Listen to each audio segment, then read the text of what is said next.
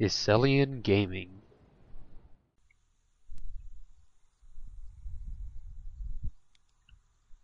Hello ladies and gentlemen, welcome to Iselian Gaming. I am going to be casting a 1 vs 1 in StarCraft 2. I am Iselian, and this, spawning in the top left hand corner of Tal'darim Altar LE, is going to be FnaticMSI's TT1. It looks like TTI, but it should be TT1. You just can't use numbers in your name for StarCraft.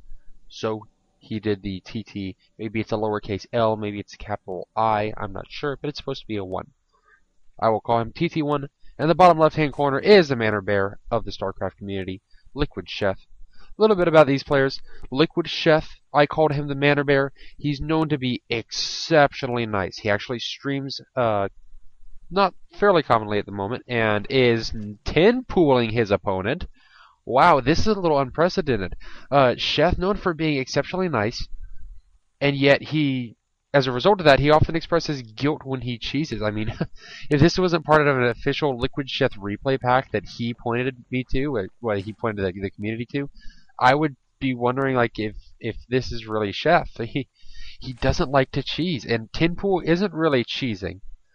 6 pool would be cheesing, but it is very unorthodox. It is exceptionally early aggressive, and it does carry a lot of risk to it. If it doesn't go through, or if it doesn't do what it should do, the damage that it needs to contain the aggression, then it's, is he going, no, this has got to be a scout. This is certainly a scout. Okay, I was going to say, if he's going for a 10 pool, 10 hatch, the metagame is shifting before our very eyes. Liquid Sheth, known for being a manor bear, very nice guy. You know, where people most say GG and then they leave the game, he's like, good game, well played, have fun, and good luck in the rest of the tournament, smiley face. Because he's just that nice, and in person he's nice as well. Interesting things about him, he plays with his keyboard in his lap. He was in Here Come the Lings. This was spotted as the probe was pulling in. The queen is being made. I will get back to stories about Sheth in a little bit, and then I'll talk about TT1 if this doesn't last super short. We could actually intercept this probe, going back and at least do a little bit of damage there. But he is going to get to this. Oh, in fact, the probe was trying to get this drone that's harassing. Why is a drone here so early? Don't tell me he's going to proxy hatch. No, this drone is going home. But this pylon is going to be destroyed. Little Zergling's like, wait, y'all didn't? Okay, fine, I'll do that. Getting into the back here. Cannons were able to go down since the forge itself was not destroyed. 2 gateways going up in the back. All of the probes clustering. This little trick you can do. You can send you can send workers together on minerals and they'll stack up. Then you tell them to do otherwise. They spread out and they can get good surround on these Zerglings. These Zerglings actually doing a fair bit of damage right now. The cannon is up.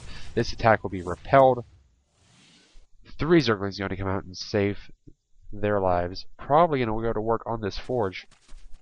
And even before these gateways finish, they might just get it. So we're going to see what's coming back in Sheth's base.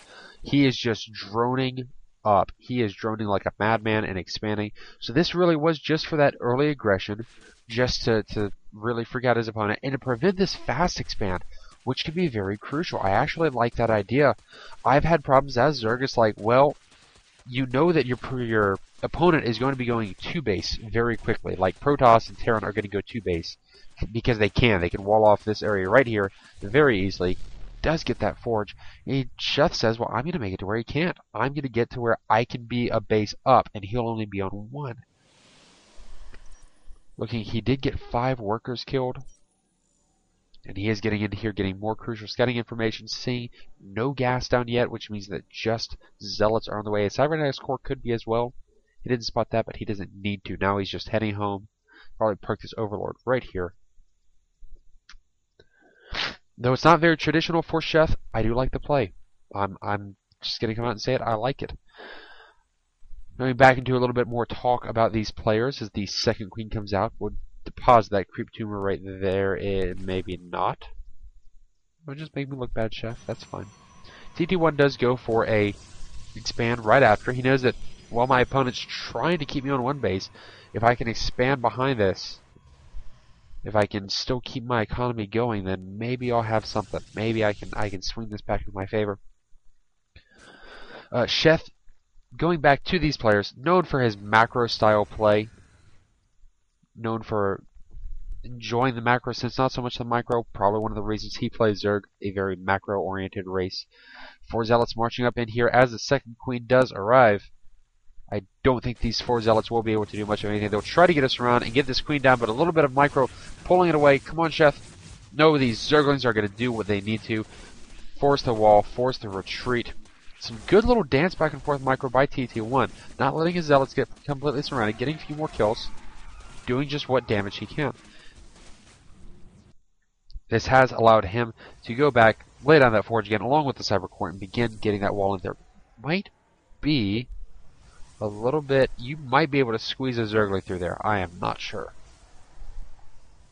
Might find out here soon enough, as he needs to get a couple more gateways down before these Zerglings. Too late, they slipped in, going for the pylon again. This poor... It's the curse of the forge.